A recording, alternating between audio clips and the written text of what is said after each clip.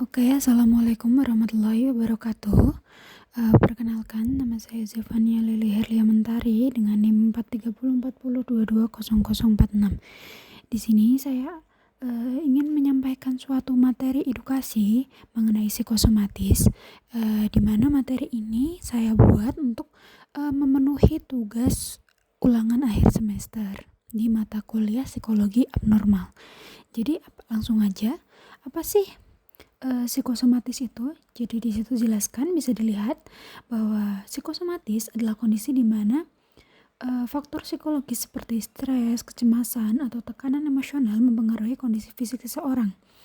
Kata psikosomatis sendiri ini berasal dari bahasa Yunani, dari kata psyche yang arti jiwa dan soma yang artinya tubuh. Dalam kondisi ini, seseorang mengalami gejala fisik yang nyata tanpa adanya penyakit fisik yang mendasari, atau gejala fisik tersebut diperburuk oleh kondisi mental. Kemudian untuk gejala dari psikosomatis ini, gejala psikosomatis ini dapat menyerupai gejala penyakit fisik lainnya, seperti bisa berupa nyeri dada atau sesak nafas, kemudian juga bisa berupa sakit kepala atau migrain, kemudian juga bisa gangguan pencernaan seperti mual, diare, ataupun sembelit.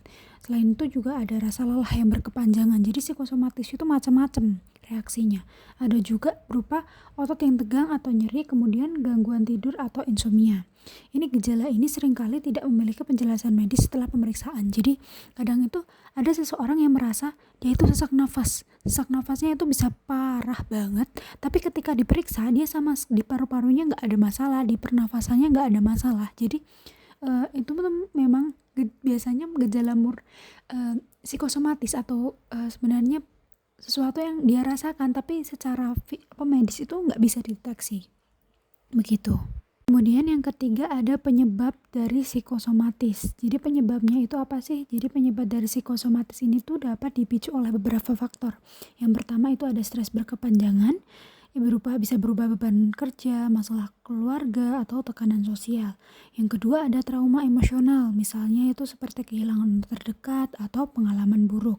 Kemudian yang ketiga itu ada kecemasan atau depresi yang bisa ditunjukkan dengan gangguan emosi yang tidak terkelola dengan baik. Kemudian yang keempat itu ada kepribadian tertentu atau orang yang perfeksionis atau cenderung menekan emosi. Jadi ketika seseorang perfeksionis, dia kan gak mau kelihatan ada kurangnya nih, jadi dia cenderung menekan emosi yang dia miliki, begitu.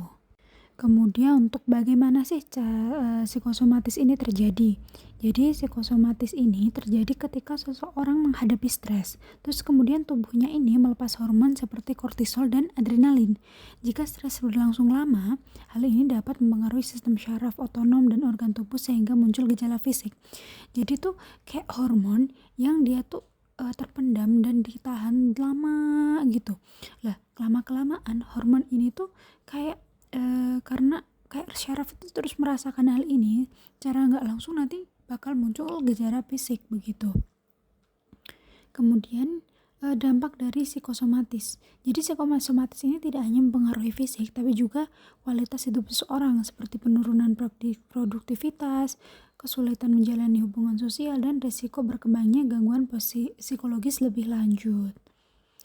Kemudian keenam ada mengatasi psikosomatis. Gimana sih cara mengatasinya? Yang pertama itu dengan mengelola emosi. Yang pertama itu lakukan teknik relaksasi, yoga, atau pernapasan dalam, luangkan waktu untuk hobi atau aktivitas yang menyenangkan. Kemudian yang kedua itu ada perbaiki pola hidup.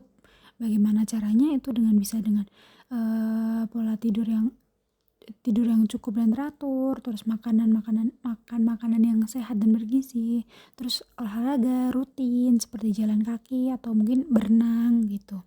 Kemudian yang ketiga ada terapi psikologis. Jadi kita bisa benar-benar konseling atau datang ke ahlinya langsung gitu. Biasanya dilakukan dengan terapi CBT, Cognitive Behavioral Therapy. Kemudian ada terapi psikologis ini juga bisa berupa support group atau berbagi pengalaman dengan orang yang masalahnya serupa.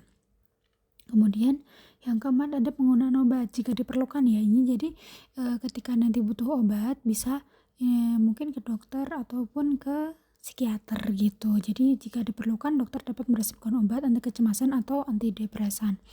Kemudian yang terakhir itu dengan melatih kesadaran diri atau kenali pemicu stres atas munculnya emosi negatif yang nanti memunculkan si psikosomatis ini. Jadi dikenali emosinya. Kemudian kita juga bisa belajar untuk mengekspresikan emosi secara sehat. Jadi nggak dipendam tapi diekspresikan.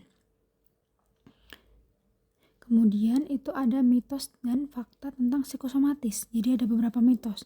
Ada mitos kalau psikosomatis ini hanya ada di pikiran saja, padahal faktanya psikosomatis ini bisa menyebabkan gejala fisik yang nyata, benar-benar nyata. Jadi nggak cuma di otak, tapi benar-benar kerasa gitu. Kemudian ada mitos lagi kalau psikosomatis ini tidak dapat disembuhkan, padahal faktanya dengan perawatan yang tepat dan kondisi itu tuh bisa diatasi. Jadi dengan perawatan yang tepat, psikosomatis ini nantinya bisa sembuh. Kemudian ada mitos lain seperti orang lemah mental lebih rentan. Tapi faktanya psikosomatis dapat dialami oleh siapa saja. Jadi orang yang lemah secara mental mungkin dia yang mudah tertekan, tapi nyatanya orang-orang perfeksionis kan mereka biasanya cenderung lebih kelihatan kuat, tegar. Justru orang-orang seperti itu juga bisa dibilang rentan karena dia cenderung menekan emosi begitu. Oke, jadi kesimpulan dari materi tadi, jadi bisa disimpulkan bahwa psikosomatis ini adalah bentuk dari interaksi antara pikiran dan tubuh. Penting untuk mengenali gejala dan mencari bantuan profesional dan menjaga keseimbangan kesehatan mental dan fisik untuk mengatasinya. Jadi pesan utama di sini adalah jangan abaikan stres atau emosi negatif.